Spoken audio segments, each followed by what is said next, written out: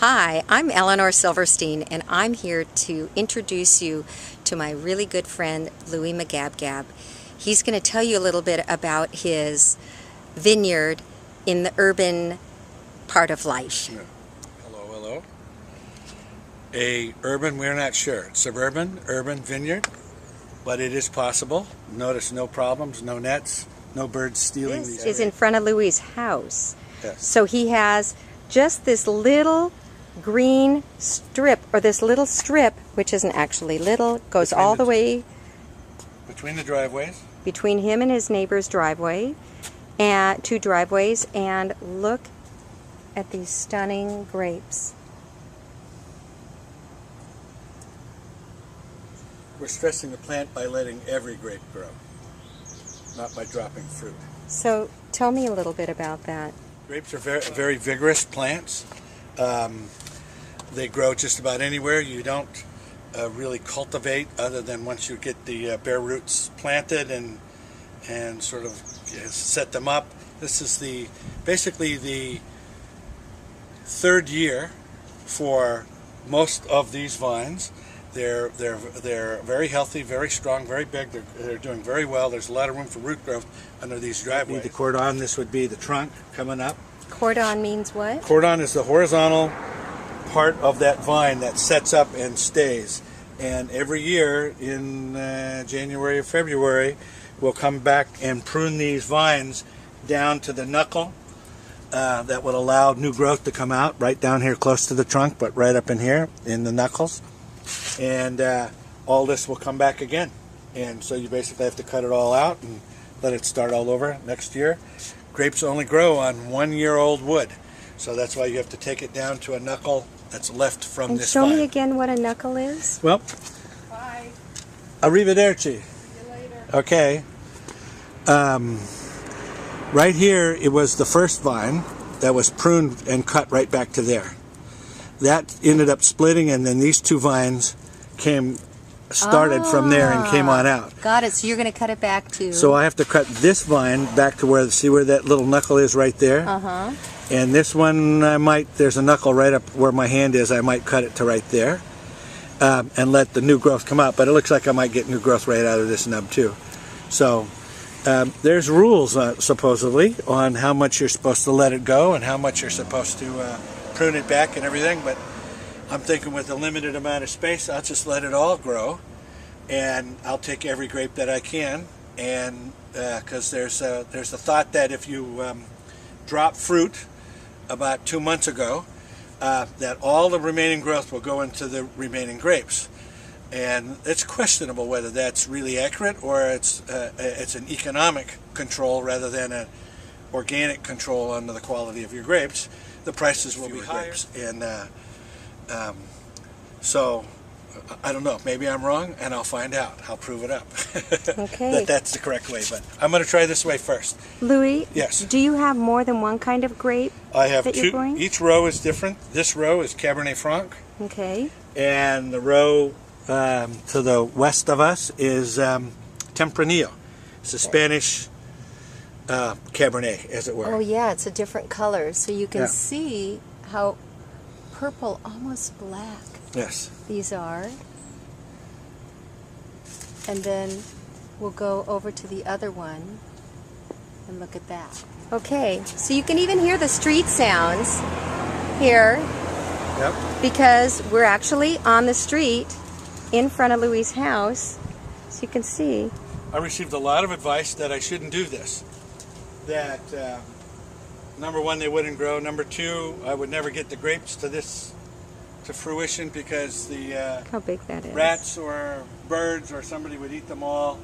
We've just tested for sugar today. The average brick is about 23, which is right in the wheelhouse. It's right where we want to be. So tomorrow morning, in the cool of the morning, we're going to come through and pick only the best looking grapes because I think I have more than what I have ability to produce. So can I ask you a quick question before we go there? Because I want to hear that. Yeah. But these are which ones? These are Tempranillo. Tempranillo. Great. Like an ILLO. Okay. ILLO. Yeah. Deep dark one that gives you that really good Actually, it's very sweet right now. You want to see a taste? I would like to see a taste. Okay. So what is this? This is a refractometer. And what does it do? It basically, you squeeze a grape in between these plates, point it to the sun or a bright light source, and it'll right now, without anything on it, it looks totally blue, and it has it's calibrated as you go from 0 up to about 35. And as you look at the sun, when you squeeze the grape juice on it, it will cause refraction, and you'll look in here and you'll see a white section up to a specific point, and that's the brick, B-R-I-X, the French word for sugar, for the amount of sugar within the grape, and the appropriate brick to pick these grapes and start to vinify would be between 22 and 25. And what are the numbers of yours?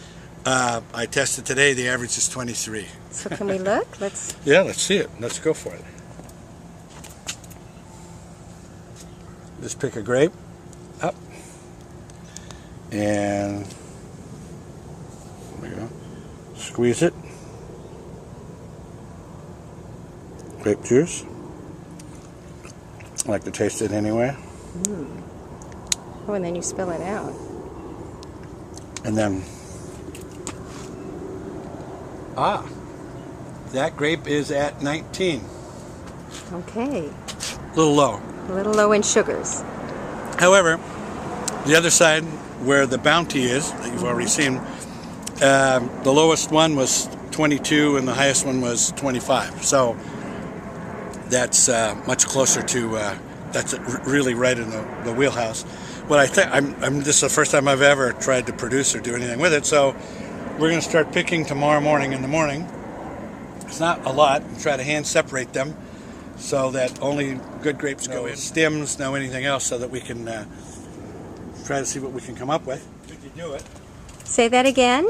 All this started with a little plan. I said, why can't I grow grapes instead of the trees that bust the driveways up? And where do I want to be? Right That's here. a great idea. And even if they didn't grow grapes, they look very cool. And I have to say they taste absolutely delicious because I nibbled on a couple already. And I use the leaves. I make dolmas. Vegetarian or lamb. 22. So these are riper and ready to go.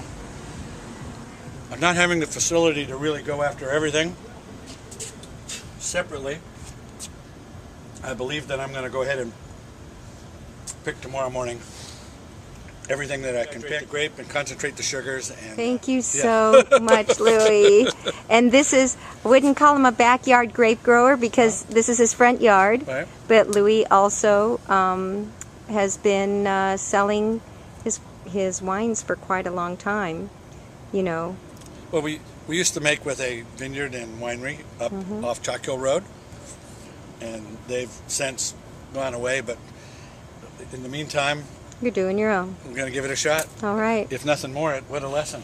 Wow. Louie, thank you.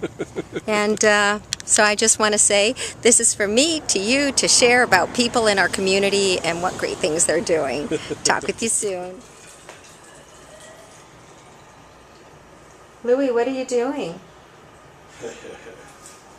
I am testing my wine. So you crushed the grapes yesterday. Crushed the grapes on Thursday night and How many days ago Friday was that? at noon. Pardon? How many days ago was that? Well, this is Monday afternoon. Okay. So, and I've been writing all of our stuff down, but yeah, it might need more. I don't know. We'll see. And what did you just put in there? Okay, that's a hydrometer.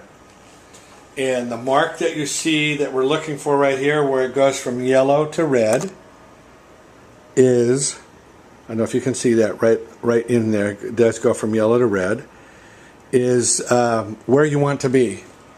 0 brick. 0 brick is sugar by weight. this is a hydrometer that goes against pure water. It starts out floating way higher because it's sugar, takes the specific gravity down, and then as that sugar converts to alcohol and CO2, it approaches back to an equal spot. And right now that is 0 brick, which means there's 2% residual sugar left. At 0 brick, we pressed it this morning because the bulk of it was ready to press. 0 brick, and we had Tempranillo that we had to blend with some, because of my limited manufacturing capabilities. We got a blend already in one of our fermenting little tanks, little buckets that have a trap on top. So what's the next step then? Well, the next step is for me to get this out of here, and which I will do, but it bobs around in a funny way. There we go. And wash it off. We have pressed this morning. We pressed all of our grapes. Turned out that we had a net destemmed Cab Franc harvest of 104 pounds, and then we had about 37 38 pounds of Tempranillo grapes. Those have been crushed and fermented separately because they were off at different times.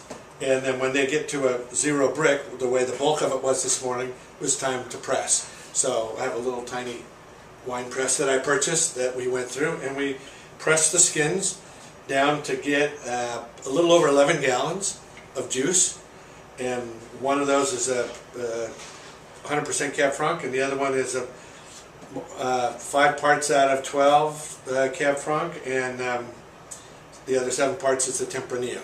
So, and I was just testing that to see, and that has finally gotten to 0 brick, so it did it on its own, but I have it in, I'm doing a finished fermentation. Rough fermentation takes place in a big open top fermenter because it generates so much CO2 that you couldn't really keep it in a confined space. Now the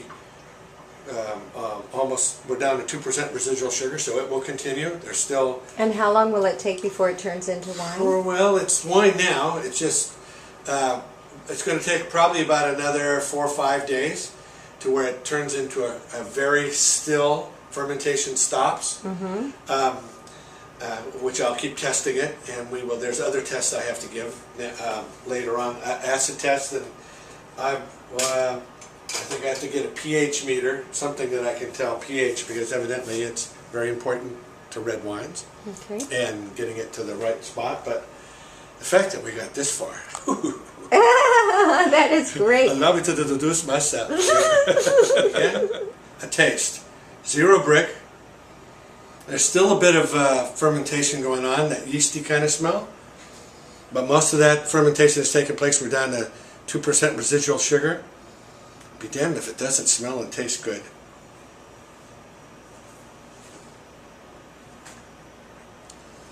Ooh. Might have some good alcohol in there too. There you go, the real stuff from the front yard. So I have to say, this is Louie's and Joyce's wine in the making, and